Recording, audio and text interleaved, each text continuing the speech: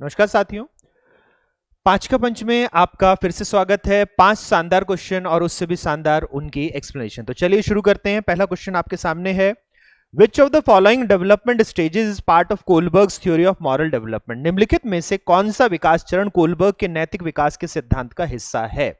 तो यहां पर कोलबर्ग के नैतिक विकास के सिद्धांत को अगर हम याद करें तो हमें क्या देखने को मिलता है। यहां पे हमें देखने को मिलता है कि 3 चरण और 6 अवस्थाएं हमें देखने को मिलती हैं। 3 चरण, पहला चरण हमें देखने को क्या मिलता है, पहला चरण है वहां पे हमारा कौन सा, पूर्व परंपरागत नैतिकता, प्री कन्वेंशनल मोरालिटी। दूसरा चरण, दूसरा फेज हमें देखने को मिलता है कन्वेंशनल मोरालिटी, परंपरागत नैतिकता। और तीसरा चरण हमें देखने को मिलता है उत्तर परंपरागत नैतिकता, पोस्ट कन्वेंशनल मोरालिटी। तो ये 3 हमें फेजेस, 3 चरण देखने को मिलते हैं। पहले चरण में हमें पहली अवस्था देखने को मिलती है। हमें क्या देखने को मिलती है, हमें पहली अवस्था देखने को मिलती है, ये है हमारी अवस्था 1, जो कि पहले चरण में हमें देखने को मिलती है, स्टेज 1। और यही हमारे पास आंसर होगा। इंटरसाइकोलॉजिकल हमारे पास कुछ नहीं होता है। सेंसरी मोटर हमें किसके रूप में देखने को मिल रहा है, सेंसरी मोटर हमारे पास प्याजे के कॉग्निटिव डेवलपमेंट का है। ये हमारे पास ये प्याजे के कॉग्निटिव डेवलपमेंट का हमारे पास थ्योरी जो है उसका ये स्टेज है, जो सेंसरी मोटर स्टेज कहते हैं हम, उसकी पहली अवस्था आती है। तो यहां उत्तर हमें पहला देखने को मिलेगा, जो कि कोलबर्ग की पहली ही अवस्था हमें देखने को मिलती है। फिर पहले चरण में जो दूसरी अवस्था हमें देखने को मिलती है वो है इंटरपर्सनल रिलेशनशिप, अंतर्वैयक्तिक संबंधन। फिर सेकंड स्टेज देखें तो सेकंड जो हमारे पास फेज है, सेकंड फेज कन्वेंशनल मोरालिटी में 2 स्टेज, स्टेज 3 यानी good girl orientation, good girl good boy orientation, अच्छा लड़का अच्छे लड़के उन्मुखीकरण। और फिर हमें देखने को मिलता है social order, law and order orientation, सामाजिक हमारे पास कानून और व्यवस्था उन्मुखीकरण, जो 4th स्टेज है। फिर हमें तीसरा चरण देखने को मिलता है पोस्ट कन्वेंशनल मोरालिटी, उत्तर परंपरागत नैतिकता, जिसमें फिर से 2 हमें देखने को मिलते हैं। सोशल कॉन्ट्रैक्ट, जो हमें सामाजिक अनुबंध 5वीं अवस्था देखने को मिलती है। एंड यूनिवर्सल एथिक्स हमें देखने को मिलता है सार्वभौमिकरण नैतिकता, जो कि 6ठी अवस्था देखने को मिलती है। तो ये हमें 3 चरण और 6 अवस्थाएं कोलबर्ग की देखने को मिलती हैं। उत्तर यहां पहला रहेगा। चलिए अगले क्वेश्चन को देखें। Which type of parenting is characterized by emotional detachment. किस प्रकार का पालन पोषण भावनात्मक अलगाव की विलक्षणता है। इमोशनल डिटैचमेंट, भावनात्मक अलगाव की विलक्षणता पूछी गई है। यहां पर लक्षण भावनात्मक अलगाव का है। तो ये अगर हम देखें तो हमें क्या देखने को मिलता है, जो हमारे पास पेरेंटिंग स्टाइल है बॉमरिंग का, उसके अनुसार ये क्वेश्चन है। ये क्वेश्चन किसका है, ये है पेरेंटिंग स्टाइल का क्वेश्चन। ये हमें अभिभावन शैली देखने को मिलती है। किसकी है ये है बॉमरेंट के। ये हमें बॉमरेंट के देखने को मिलती है अभिभावन शैली, जिसमें उन्होंने बात करी ऑथोरिटेटिव पेरेंटिंग, अनइन्वॉल्व पेरेंटिंग, आधिकारिक पालन पोषण, असंबद्ध पालन पोषण, फिर ऑथोरिटेरियन पेरेंटिंग, सत्तावादी। और फिर एक हम देखेंगे कि बाद में इसमें मैकॉब हमारे पास जो है वो क्या करते हैं, एक चौथा अवस्था और जोड़ देते हैं बॉमरेंट की थ्योरी में, और वो हमें देखने को मिलता है अनइन्वॉल्व पेरेंटिंग। तो जब कोई लगाव नहीं होता, यानी अलगाव है, कोई अटैचमेंट नहीं होता, डिटैचमेंट होता है पेरेंट्स का, तो इसे कहा जाता है अनइन्वॉल्व्ड पेरेंटिंग। यानी बच्चों से किसी प्रकार का लगाव नहीं रखते पेरेंट्स, बच्चों को किसी प्रकार की, हमें देखेंगे कि किसी प्रकार का कोई सुख सुविधा नहीं, कोई प्यार नहीं, कोई मोहब्बत नहीं, और बच्चा अपना अलूफ है और माता पिता अपने अलूफ है, वो अपने में खोए हुए हैं। तो इस तरह की पेरेंटिंग को अनइन्वॉल्व्ड कहते हैं। सबसे अच्छी पेरेंटिंग अथॉरिटेटिव पेरेंटिंग होती है, आधिकारिक पालन पोषण होता है, जिसको हम क्या कहते हैं, जिसको हम कहते हैं कि हमारे पास ये क्या है, ये डेमोक्रेटिक पेरेंटिंग है, ये लोकतांत्रिक है, जिसमें मिलकर नियम वगैरह बनाए जाते हैं। और फिर हमें देखने को मिलता है कि जो सबसे हमें खराब देखने को मिलती है, वो देखने को मिलती है परमिसिव, जो हम देखेंगे अनुज्ञात्मक है, जो करना है करो, पैम्पर करना है, कोई सामान मांग रहा है तो वो लाकर देना है। और फिर एक और इससे थोड़ी सी खराब, इससे थोड़ी सी बेहतर लेकिन फिर भी खराब, वो मिलती है अथॉरिटेरियन, सत्तात्मक, जहां पे डंडे के जोर से पेरेंटिंग की जाती है। तो ये हमें 4 तरह की पेरेंटिंग देखने को मिलती है। Dual work parenting, single parenting, ये हमारे पास पेरेंटिंग के स्टाइल नहीं है, ये पेरेंट्स की कंडीशन है। जहां पे दोनों पेरेंट्स काम कर रहे हो तो अनइन्वॉल्व हो सकता है। अनइन्वॉल्व के कारण हमें देखने को मिल सकते हैं एक ड्यूअल वर्क पेरेंटिंग। क्या हो सकता है कि दोनों माता पिता काम कर रहे हो, उनके पास समय ही नहीं हो कि वो बच्चों के साथ समय दे सके। तो इस तरह की पेरेंटिंग को हम अनइन्वॉल्व पेरेंटिंग कह देते हैं। या फिर सिंगल पेरेंटिंग हमें देखने को मिलता है, इसमें भी कई बार क्या होता है कि सिंगल मदर होती है तो परमिसिव हो जाती है, मदर या फादर सिंगल होते हैं, उनका दूसरा पार्टनर या तो डिवोर्स ले चुका होता है या फिर उनकी डेथ हो चुकी होती है, साथ नहीं रह रहे होते या फिर है ही नहीं दुनिया में, तो दोनों केस में हमें सिंगल पेरेंटिंग दिखते हैं। इसके अलग अलग प्रॉब्लम्स हमें इसके कारण देखने को मिल सकते हैं। तो ये दोनों कंडीशंस हैं, पेरेंटिंग स्टाइल नहीं है। आंसर यहां पहला रहेगा। फिर to improve class discipline the teacher has, अब यहां पे जो हमें लिया गया, ये किसको लिया गया, टीचर को क्या करना चाहिए, तो टीचर को यहां पर पेरेंटिंग स्टाइल पूछा गया है। यहां अगर हम देखें तो हमसे पेरेंटिंग स्टाइल के ऊपर ये क्वेश्चन है कि हमारा पेरेंटिंग स्टाइल टीचर का कैसा होना चाहिए।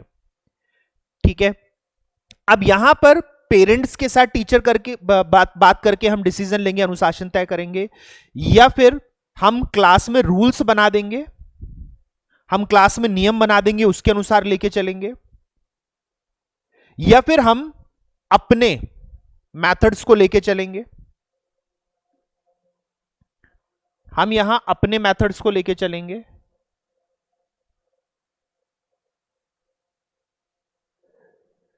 तो हम यहां अपने मेथड्स को लेके चल सकते हैं। और हम यहां अपने मेथड्स को लेके चलेंगे तो हमें देखने को मिलेगा, तो यहां पे जब हम देख रहे हैं कि हम अभिभावक शिक्षक के साथ मिलकर करेंगे, पेरेंट्स के साथ मिलकर करेंगे, या फिर हम अपने रूल बनाएंगे, या फिर हम अपने मेथड्स को अप्रोच करके और अपनी सामग्री का मूल्यांकन करेंगे, या फिर हम बच्चों के साथ कंसल्ट करेंगे और एग्री करेंगे कि क्या पनिशमेंट देनी चाहिए, हम श्रृंखला करेंगे बच्चों के साथ परामर्श करके। ठीक है, अब यहां पे अगर शिक्षक को डिसिप्लिन को इंप्रूव करना है, क्लास डिसिप्लिन को, अनुशासन को बेहतर करने के लिए बात करनी है, तो यहां हमें देखने को मिलता है दंड तो हमें देना ही नहीं, दंड की हम बात ही नहीं कर सकते।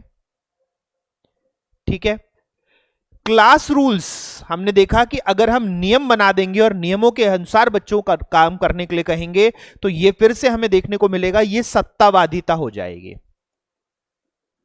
ये अथॉरिटेरियन हो जाएगा, और ये हमें नहीं करना होता है, अथॉरिटेरियन हमें नहीं करना होता है। फिर हम देखते हैं कि पेरेंट्स को बुलाकर डिस्कस करेंगे सिचुएशन, पेरेंट्स को बुलाकर डिस्कशन करने से हम सॉल्यूशन क्या दिए, यहां सॉल्यूशन तो है ही नहीं, इसमें तो कोई सॉल्यूशन नहीं, डिस्कशन से सॉल्यूशन थोड़ी मिला। सॉल्यूशन है हमारा तीसरा, जहां पे हम अपने मेथड्स और अप्रोच को इवेलुएट करेंगे, मटेरियल को इवेलुएट करेंगे, यानी अगर कुछ गलती है तो शिक्षक पहले ये देखे कि उसकी तरफ से क्या कमी हो रही है। तो यहां पर हम तीसरे की तरफ जाते हैं, जहां पे मेथड्स, अप्रोचेस और मटेरियल को टीचर इवेलुएट करता है। टीचर अपनी सामग्री को, अपने दृष्टिकोण को, अपने विधियों को इवेलुएट करेगा। तो यहां पर हमें यह करता हुआ दिख रहा है शिक्षक। चलिए नेक्स्ट क्वेश्चन को देखें। National council of education research and training was established, यानी यहां पर बात हो रही है NCERT। तो अलग अलग संस्थान थे शिक्षा से जुड़े हुए, हमारे पास वोकेशन एजुकेशन का अलग था, स्कूल एजुकेशन का अलग था, CIE central institute of education अलग था, सबको ही अलग अलग थे। इन सबको इकट्ठा करके 1961 में हमने क्या किया, हमने ऑटोनॉमस ऑर्गेनाइजेशन, एक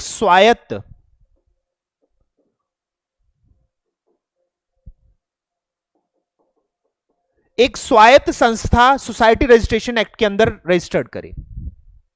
autonomous organisation under society registration act. तो हमने एक सोसाइटी के रूप में इसको NCERT को गठन किया, कब, 27 जुलाई 1961 को, और इसने फिर 5 सितंबर 1961 से अपना काम करना शुरू किया। 5 सितंबर जो कि हम टीचर्स डे मनाते हैं, उस दिन से फिर इसने अपना काम करना शुरू किया, जो कि हमें देखने को मिलता है सर्वपल्ली राधाकृष्णन जी का बर्थडे हमें देखने को मिलता है। उस दिन से हमने फिर NCERT का काम देखा, जिसका काम हमारे पास क्या था, रिसर्च और ट्रेनिंग था, एजुकेशन के फील्ड में अलग अलग तरह से सपोर्ट देना था। चलिए आज क्लास क्वेश्चन को देखें। अ 5-year-old child can differentiate his mother from dog. This is due to which of the following cognitive processes? 5 साल का बच्चा अपनी मां को एक कुत्ते से अलग कर सकता है, यह निम्नलिखित संज्ञानात्मक प्रक्रियाओं में से किसके कारण है?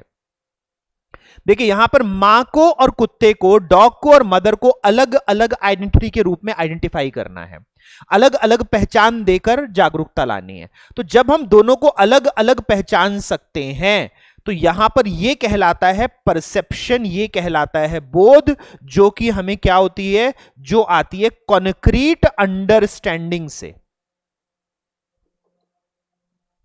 जो मूर्त अवबोधन से हमें मिलता है उसे कहा जाता है क्या, उसे कहते हैं हम बोध। और इस कारण से बच्चा अपनी मां को और कुत्ते को, बच्चा मदर को और डॉग को अलग अलग डिफरेंशिएट कर पाता है, देखकर, सुनकर, बोलकर अलग अलग कर पाता है। अब इसके कारण जो उसके पास विचार बनेंगे, यानी मां के लक्षण लिखेगा, कुत्ते के लक्षण लिखेगा, उसे अवधारणा कहा जाएगा। तो अवधारणा क्या होता है, ये लैंग्वेज बेस एब्स्ट्रैक्ट थॉट होता है ना। ये क्या होता है, लैंग्वेज बेस्ड एब्स्ट्रैक्ट थॉट, ये विचार होता है, अमूर्त होता है, यानी मूर्तता के लिए भी हम ये बनाएंगे, ठीक है।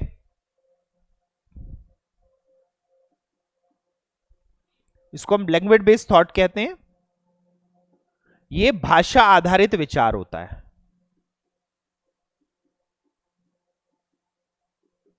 ये भाषा आधारित विचार होता है। अटेंशन और सेंसेशन, अटेंशन हमें पता है कि जब हम अपने कॉग्निशन को अपने सेंसरी इंफॉर्मेशन के ऊपर ले जाते हैं तो इसे अटेंशन कहा जाता है। हम जब संज्ञान को संवेदी सूचनाओं की तरफ ले जाते हैं तो इसे अवधान कहा जाता है। अब संवेदी सूचनाएं जितनी प्राप्त हो रही है उसे संवेदना कहते हैं। जो सेंसरी इंफॉर्मेशन इनपुट आती है उसे हम सेंसेशन कहते हैं। तो संवेदना क्या हो गई, ये हो गई संवेदी सूचनाएं प्राप्त करना,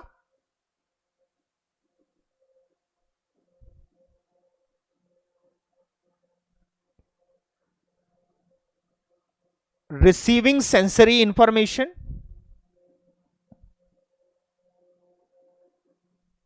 और अवधान क्या हो गया हमारे पास। अवधान हम करेंगे तो जब हम कॉग्निटिव रूप से इस सेंसरी इंफॉर्मेशन के ऊपर थिंक करते हैं, ठीक है।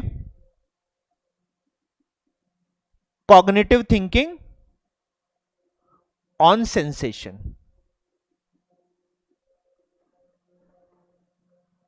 संवेदना